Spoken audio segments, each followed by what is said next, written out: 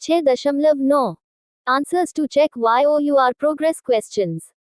1. According to British sociologist Maurice Ginsburg, social change is the change in social structure, i.e., the size of a society, the composition or balance of its parts, or the type of its organization. The term social change must also include changes in attitudes or beliefs, insofar as they sustain institutions and change with them. Although its revolution has made life easier, it has created unemployment as well. Besides, it also leads to increasing gaps between the rich and the poor people. It creates social gaps between people and countries. Another important factor which needs to bring attention is related to environment. Technological advancement creates large-scale environmental degradation throughout the world. On the positive note, its revolution brings power in the hand of individuals. It empowers people in society. Personal computers and the internet have in an enormous way strengthened the authority of individuals. The development of information technology has influenced the social life of people in a society. 4. The state tries to bring down a social movement by applying different measures. These measures may range from inviting the participants of a social movement for a dialogue and peaceful negotiation to trying to stop the activists through force and fear of punishment. 5. The characteristics of a social movement are. It depicts some level of organization which may vary from a loose organizational structure, a club type, to the most highly organized structure like a party. It is oriented towards the transformation of the state of affairs in the existing system. But it is not necessary that a movement would always try to bring about progressive changes in the existing social order. On the contrary, it may demand restoration of old values only. A social institution is both stable and has some social status, whereas a social movement is temporary and has no social status. 7. A social movement is also different from a social association. A social movement is usually unorganized and wants to change established social norms. A social association, on the other hand, is an organized group of persons following the customs of society. 8. A social movement organization, which is widely used in its abbreviated form as SMO, is an organized structured constituent of social movement. SMO generally is only an element of a specific social movement. In simpler language, a typical social movement generally comprises several social movement organizations, formal organizations that have the same targets as that of the movement. The function of social movement organizations is to synchronize social movements. However, they are not directly involved in employing or giving directions to the majority of participants, who form the major chunk of the larger social movement community. Social movement organizations perform the tasks that are essential for the survival and success of every social movement. Thus, migratory social movement, expressive social movement, utopian social movement, reformatory social movement, and resistance social movement are the 4 types of social movement. 11. In its conventional sense, the civil society was more or less considered synonymous with the state. Antonio Gramsci defined civil society as the fulcrum of independent political activities and concurrent platform for struggle against tyranny. 12. 2 indicators of modernity are given below. A degree of self-sustaining growth in the economy, or at least growth sufficient to increase both production and consumption regularly. Increasing use of inanimate sources of power to meet human requirement and to solve human problems. 13. Development is a form of change. However, there are differences between the two. Change is a value-neutral concept, while development, as discussed in the previous sections, is value-loaded one. Change is ethically neutral and suggests alterations or modifications in the structure and functioning of society over a period of time. Development, on the other hand, advocates change for good. It is a process of desired change. Although development leads to change, all forms of change don't indicate development.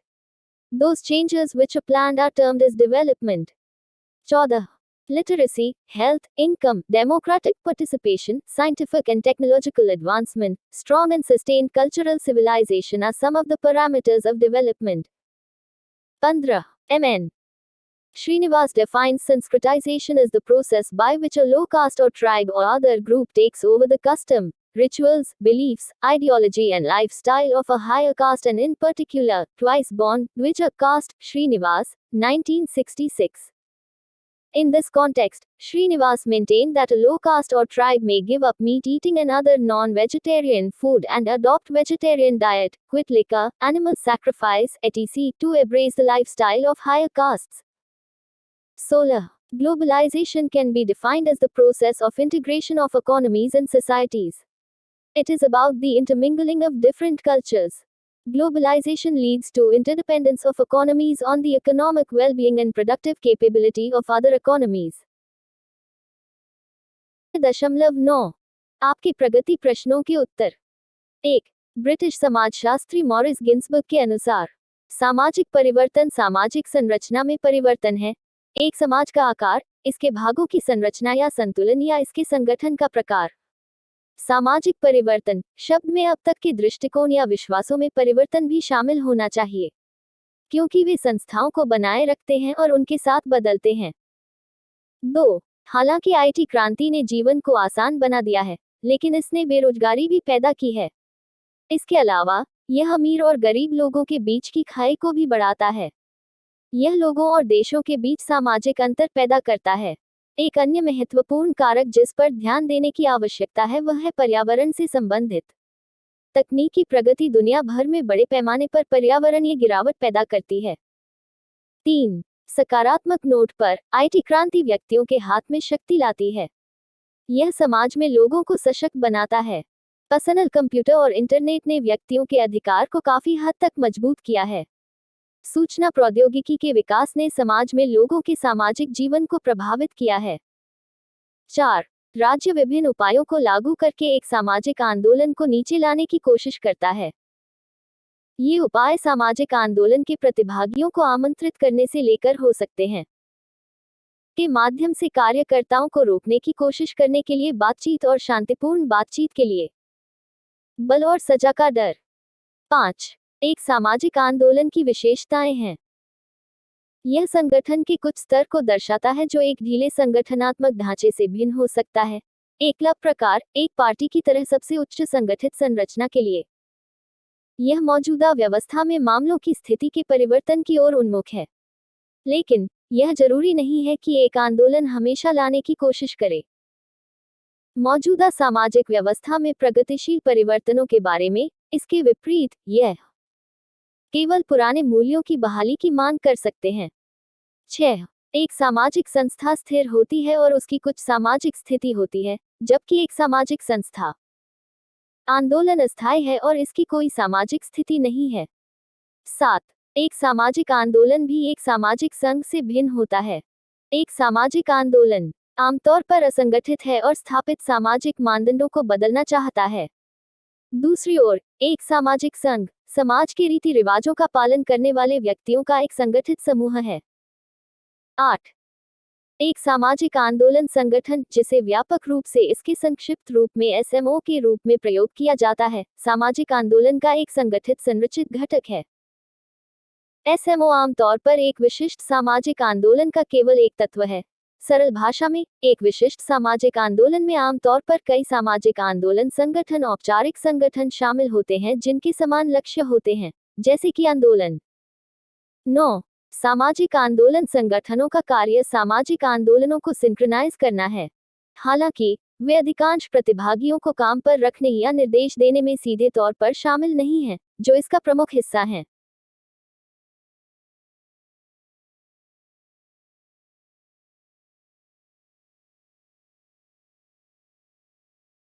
बड़ा सामाजिक आंदोलन समुदाय सामाजिक आंदोलन संगठन प्रदर्शन करते हैं। ऐसे कार्य जो प्रत्येक सामाजिक आंदोलन के अस्तित्व और सफलता के लिए आवश्यक हैं। 10. प्रवासी सामाजिक आंदोलन, अभिव्यंजक सामाजिक आंदोलन, काल्पनिक सामाजिक आंदोलन, सुधारवादी सामाजिक आंदोलन और प्रतिरोध सामाजिक आंदोलन 4 प्रकार के सामाजिक आंदोलन हैं। 11. अपने पारंपरिक अर्थों में नागरिक समाज को कमोबेश राज्य का पर्याय माना जाता था। एंटोनियो ग्राम्स्की ने नागरिक समाज को स्वतंत्र राजनीतिक गतिविधियों का आधार और अत्याचार के खिलाफ संघर्ष के लिए समवर्ती मंच के रूप में परिभाषित किया। 12. आधुनिकता के 2 संकेतक नीचे दिए गए हैं।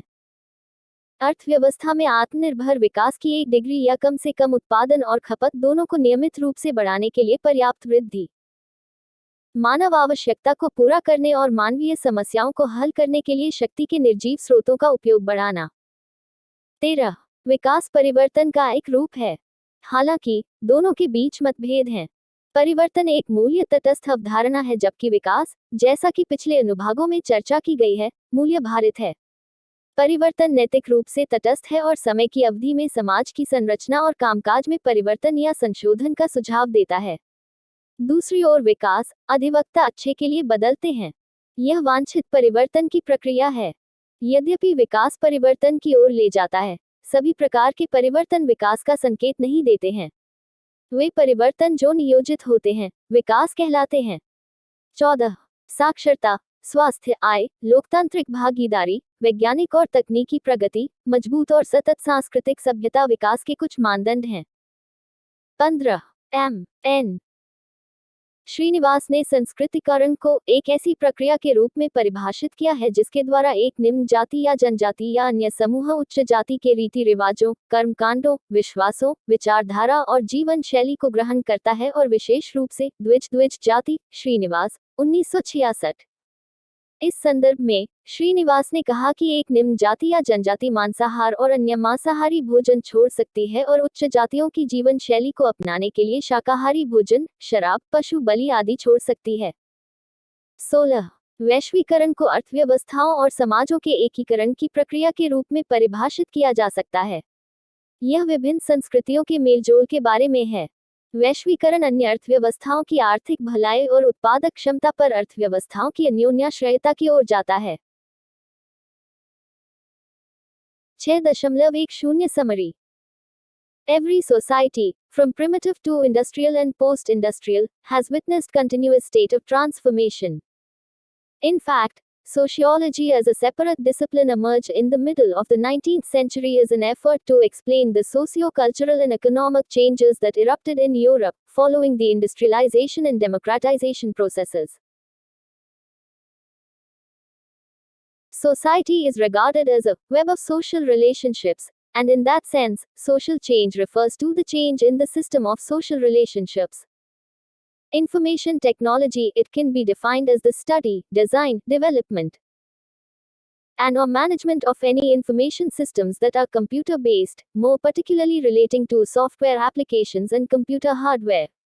The term revolution is frequently applied to it in the IT revolution. It is often compared in its social significance to the Industrial Revolution.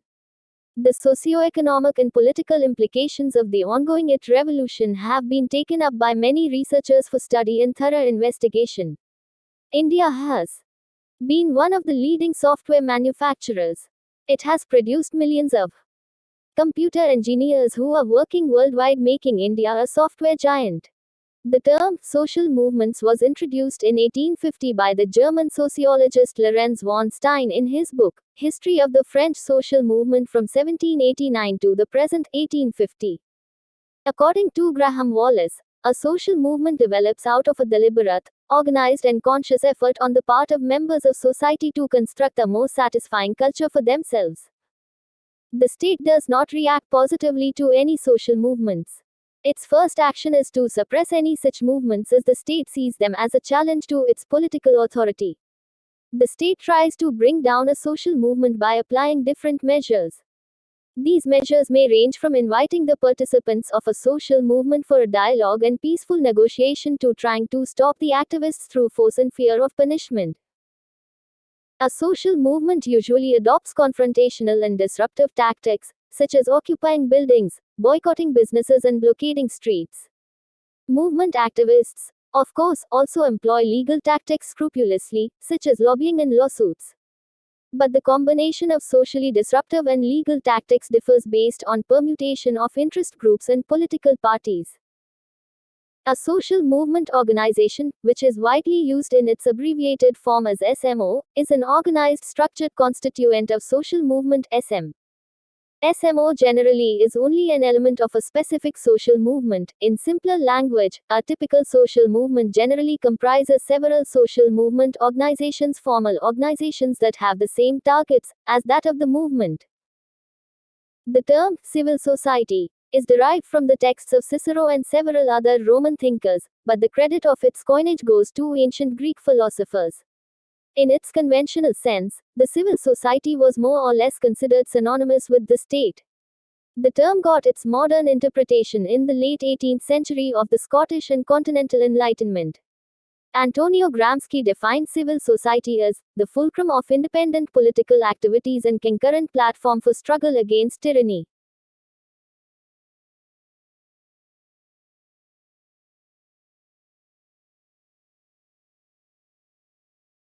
The process of modernization is related to the industrialization, urbanization, high standard of living, development of civilization, and broadness of viewpoint. According to Lerner, 1958, there are three features of modernization which occur to a modernized personality: empathy, mobility, and high participation. In India, following the process of westernization, there was educational modernization, emergence of universal legal system, advancement in communication systems and transportation, expansion of urban centers and modern political institutions. Development refers to improvement in the quality of life and advancement in one's state of condition. It may refer to improvements in one's well-being, living standards and socio-economic opportunities. Development is a form of change. However, there are differences between the two. Change is a value-neutral concept, while development, as discussed in the previous sections, is value-loaded one. Change is ethically neutral and suggests alterations or modifications in the structure and functioning of society over a period of time. Development, on the other hand, advocates change for good. It is a process of desired change. Although development leads to change, all forms of change don't indicate development. Those changes which are planned are termed as development. In India, colonialism brought two important structural changes in the society: industrialization and urbanization. Globalization can be defined as the process of integration of economies and societies. It is about the intermingling of different cultures. Globalization leads to interdependence of economies on the economic well-being and productive capability of other economies. 6.10 सारांश। आदिम से लेकर औद्योगिक और उत्तर औद्योगिक तक, प्रत्येक समाज ने परिवर्तन की निरंतर स्थिति देखी है। वास्तव में, समाजशास्त्र एक अलग विषय के रूप में 19वीं शताब्दी के मध्य में औद्योगिकरण और लोकतंत्रीकरण प्रक्रियाओं के बाद यूरोप में हुए सामाजिक, सांस्कृतिक और आर्थिक परिवर्तनों को समझाने के प्रयास के रूप में उभरा।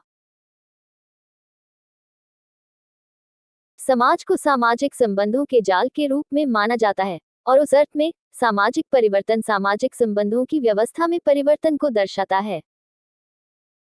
सूचना प्रौद्योगिकी (IT) को किसी भी सूचना प्रणाली के अध्ययन, डिजाइन, विकास और या प्रबंधन के रूप में परिभाषित किया जा सकता है जो कंप्यूटर आधारित है, विशेष रूप से सॉफ्टवेयर अनुप्रयोगों और कंप्यूटर हार्डवेयर से संबंधित है। शब्द क्रांति अक्सर IT और IT क्रांति पर लागू होता है। इसकी तुलना अक्सर इसके सामाजिक महत्व में औद्योगिक क्रांति से की जाती है। चल रही IT क्रांति के सामाजिक, आर्थिक और राजनीतिक निहितार्थों को कई शोधकर्ताओं ने अध्ययन और गहन जांच के लिए लिया है। भारत अग्रणी सॉफ्टवेयर निर्माताओं में से एक रहा है।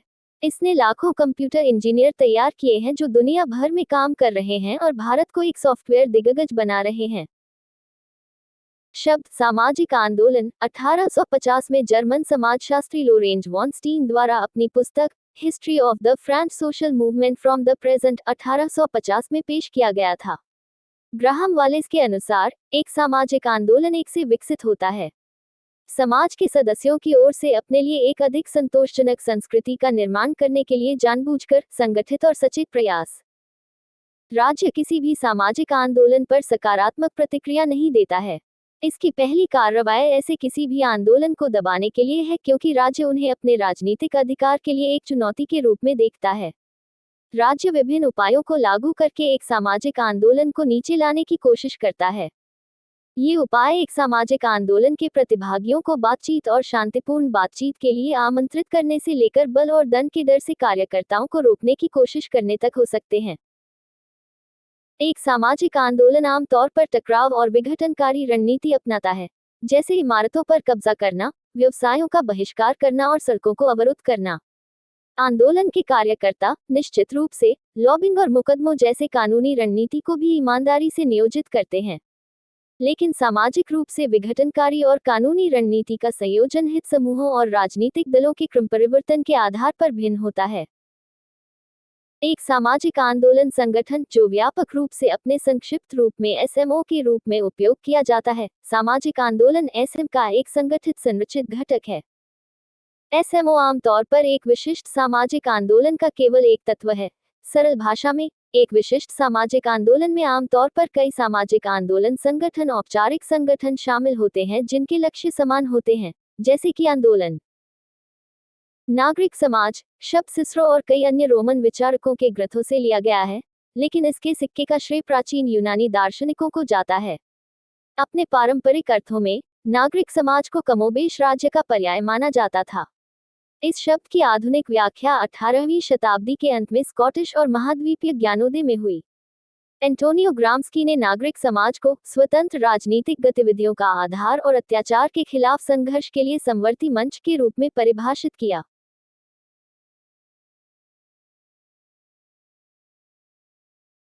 आधुनिकीकरण की प्रक्रिया औद्योगिकरण, शहरीकरण, उच्च जीवन स्तर, सभ्यता के विकास और दृष्टिकोण की व्यापकता से संबंधित है। लेमा 1958 के अनुसार आधुनिकीकरण की 3 विशेषताएं हैं जो एक आधुनिक व्यक्तित्व सहानुभूति, गतिशीलता और उच्च भागीदारी के मूल हैं।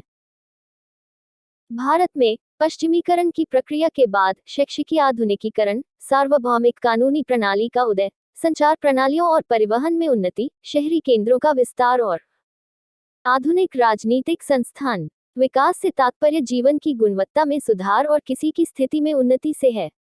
यह किसी की भलाई, रहन सहन में सुधार का उल्लेख कर सकता है। मानक और सामाजिक आर्थिक अवसर विकास परिवर्तन का एक रूप है, हालांकि दोनों के बीच मतभेद हैं। परिवर्तन एक मूल्य तटस्थ अवधारणा है, जबकि विकास, जैसा कि पिछले अनुभागों में चर्चा की गई है, मूल्य भारित है। परिवर्तन नैतिक रूप से तटस्थ है और समय की अवधि में समाज की संरचना और कामकाज में परिवर्तन या संशोधन का सुझाव देता है। दूसरी ओर विकास, अधिवक्ता अच्छे के लिए बदलते हैं। यह वांछित परिवर्तन की प्रक्रिया है। यद्यपि विकास परिवर्तन की ओर ले जाता है, सभी प्रकार के परिवर्तन विकास का संकेत नहीं देते हैं। वे परिवर्तन जो नियोजित होते हैं, विकास कहलाते हैं। भारत में उपनिवेशवाद ने समाज में 2 महत्वपूर्ण संरचनात्मक परिवर्तन लाए, औद्योगिकरण और शहरीकरण। वैश्वीकरण को अर्थव्यवस्थाओं और समाजों के एकीकरण की प्रक्रिया के रूप में परिभाषित किया जा सकता है। यह विभिन्न संस्कृतियों के मेलजोल के बारे में है। वैश्वीकरण अन्य अर्थव्यवस्थाओं की आर्थिक भलाई और उत्पादक क्षमता पर अर्थव्यवस्थाओं की अन्योन्याश्रयता की ओर जाता है।